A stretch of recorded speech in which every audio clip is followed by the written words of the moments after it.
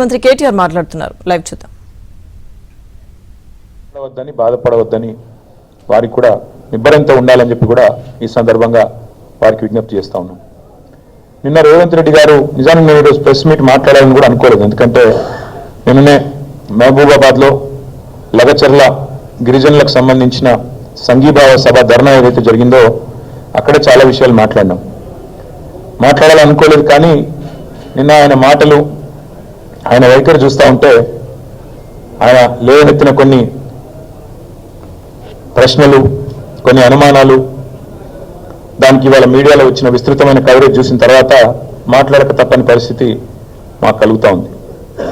ఎట్లా ఉంది ఈరోజంటే నిజంగా చూస్తూ ఉంటే ఆయన ప్రెస్ మీట్ చూస్తే అసహనము, ఫ్రస్ట్రేషను, ఒక నిస్పృహ, అంటే నేను వెనక్కి తగ్గాల్సి వచ్చింది అనే ఒక ఈగోయిజము, రాహుల్ గాంధీతో తిట్లు పడ్డ తర్వాత, ఢిల్లీకి వెళ్ళి మొట్టికాయలు పడ్డ తర్వాత సహజంగానే ఉండే కోపం అవన్నీ వెలకెక్కి నన్ను కూడా పర్సనల్గా నానా బూతులు తిట్టినారు. నాకైతే చూస్తే ఒకటే అనిపించింది, ఇప్పుడు రేవంత్ రెడ్డి గారు 15 సంవత్సరాలు అందరికీ చెప్తా ఉండేటోడు ఎప్పటికైనా ముఖ్యమంత్రిని అవుతానని. మరి ముఖ్యమంత్రి అయిన తర్వాత కూడా ఇంత ఫ్రస్ట్రేషన్ ఎందుకు?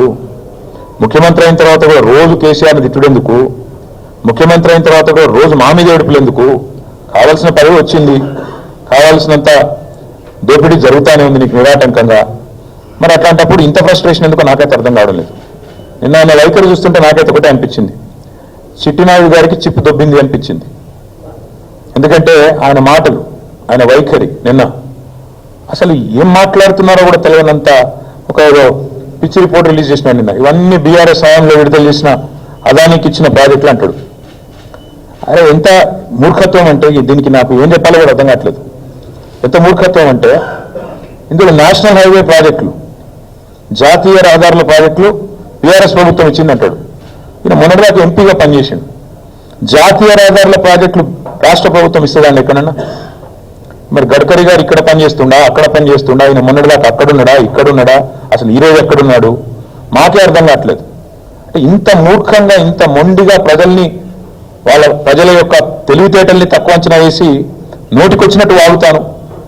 మంత్రిత్వ శాఖ జాతీయ ఉపరితల రవాణా అంటే నేషనల్ సర్ఫేస్ ట్రాన్స్పోర్ట్, గడ్కరీ గారు మంత్రి. ఆయన డిపార్ట్మెంట్ టెండర్లు పిలిచి అందులో అదానికి దేశమంతా వరకు వచ్చినాయి, ఈడొచ్చినాయి. అది మాకంట పెడతానంటే ప్రజలు పిచ్చివాళ్ళు కాదు. ఇవాళ మా జర్నలిస్టు మిత్రులకు కూడా అన్ని తెలుసు. ఏదో నువ్వు చెప్తున్నావు కాబట్టి వింటున్నారు. కానీ నిజానికైతే అప్పుడే ప్రశ్నించాలి మీరు కూడా, సరే అవి జాతీయ రహదారులు కదా అని. అడగలేదు ఎవరు కాబట్టి నేను చెప్తున్నా. రెండోది రక్షణ శాఖకు సంబంధించి అసలు మాకు చాలా ఆశ్చర్యంగా ఉంది. రక్షణ శాఖ రాష్ట్ర ప్రభుత్వ ఆధీనంలో ఉంటుందండి. రాజ్నాథ్ సింగ్ గారు ఏం చేస్తున్నారు మరిగా? రక్షణ శాఖ మంత్రి అయిన ఆయనకి ఎందుకు మరి? ఎంత మూర్ఖత్వం అంటే, మాట్లాడితే కనీసం కొద్దిగా సోయి లేదు, ఏం లేదు. ఇంకోటి 750 kV ట్రాన్స్మిషన్ లైన్ ప్రాజెక్టు, ఇది కూడా మాది కాదు, సెంట్రల్ గ్రిడ్ ఇది.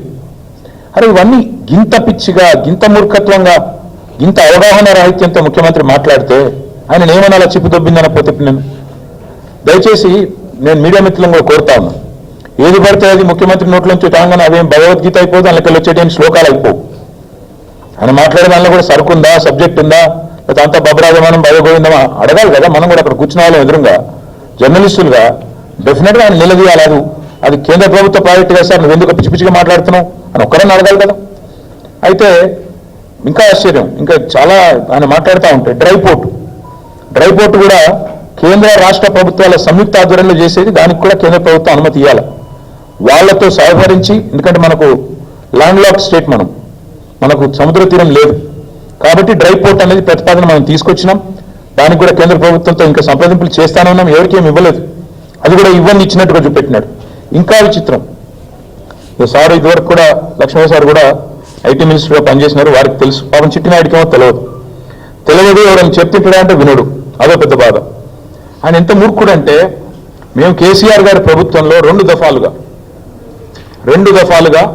మైక్రోసాఫ్ట్ నుంచి 31,000 కోట్ల పెట్టుబడులు డేటా సెంటర్ రంగంలో తీసుకొచ్చాం. ఒకటి ఫిబ్రవరి 2022లో 15,000 కోట్ల పెట్టుబడి, జనవరి 2023 సంవత్సరంలో 16,000 కోట్ల పెట్టుబడి. ఇవి రెండు కూడా నేను మీకు ప్రెస్ కటింగ్లు ఇస్తాను, చూసుకోండి. మేము ఓపెన్గా బాగా మైక్రోసాఫ్ట్ పెద్దలు సత్యనాదెల్ల గారి నుంచి మొదలు పెడితే వాళ్ళ వివిధ అధికారులను కలిసి ఒప్పించి మెప్పించి హైదరాబాద్లో ఉండే సానుకూల పరిస్థితులు వివరించి ఇక్కడి ప్రభుత్వం యొక్క మంచి విధానాలు వివరించి మొత్తం 31,000 కోట్ల పెట్టుబడి మైక్రోసాఫ్ట్ డేటా సెంటర్లు వాటి మీద సాధించాం. ఈ ముఖ్యమంత్రి గారి పరిజ్ఞానం ఎంత అంటే వీటిని నిన్న ఆయన విడుదల చేసిన దానిలో మైక్రోసాఫ్ట్ డేటా సెంటర్లను ఆయన ఏం విడుదల చేసిండన్న లిస్టులో అదాని డేటా సెంటర్. ఇక ముఖ్యమంత్రి గారు ఎట్లా అంటారంటే ఈయన పాపం ఆయనకు తెలియదు, ఇదివరకు కూడా సార్ ఇట్లా మాట్లాడాడు. సత్యనాదెల్లా అని ఉన్నాడు, ఆయన ఎవరా విప్రో CEO అని మాట్లాడాడు. ఇప్పుడు కూడా అంతే. మైక్రోసాఫ్ట్ డేటా సెంటర్ పెట్టుబడిని ఆనాడు కేసీఆర్ ప్రభుత్వం 31,000 కోట్లు సాధిస్తే అవగాహన లేకుండా ఇప్పుడు మాట్లాడేటప్పుడు కనీసం అధికారులు చెప్పేదన్న వినాలి కదా. నువ్వు ముఖ్యమంత్రివి, నువ్వు మాట్లాడితే నువ్వు తప్పు మాట్లాడితే రాష్ట్ర గౌరవం మంటగలుస్తుంది. ఏది పడుతుంది మాట్లాడడం అనేది ఆయనకు మంచిది కాదు. ఇప్పుడైనా సవరించుకోని చెప్తా ఉన్నా చిట్టినాయుడు గారికి, ఇప్పుడైనా సవరించుకోండి. 31,000 కోట్ల పెట్టుబడి రాష్ట్రానికి వచ్చింది. నా జేబులో పోలే, కేసీఆర్ గారి జేబులో పోలే, రాష్ట్రానికి వచ్చింది. రాష్ట్ర సంపద పెంచే అంశం, రాష్ట్రానికి మంచి జరిగే అంశం. దీనివల్ల మైక్రోసాఫ్ట్ వచ్చిందంటే తర్వాత అమెజాన్ వచ్చింది, అది ఇంకా 36,000 కోట్ల పెట్టుబడి, $4.7 బిలియన్ పెట్టుబడి. ఇవి రెండు మా ప్రభుత్వంలో అత్యధిక FDI మేము తీసుకొచ్చిన అత్యధిక ఫారెన్ డైరెక్ట్ ఇన్వెస్ట్మెంట్ ఈ రెండు, అమెజాన్ అండ్ మైక్రోసాఫ్ట్. ఒకటి 31,000 కోట్లు, ఇంకోటి 36,300 కోట్లు. ఈ రెండు కలిపితే 67,000 కోట్లు.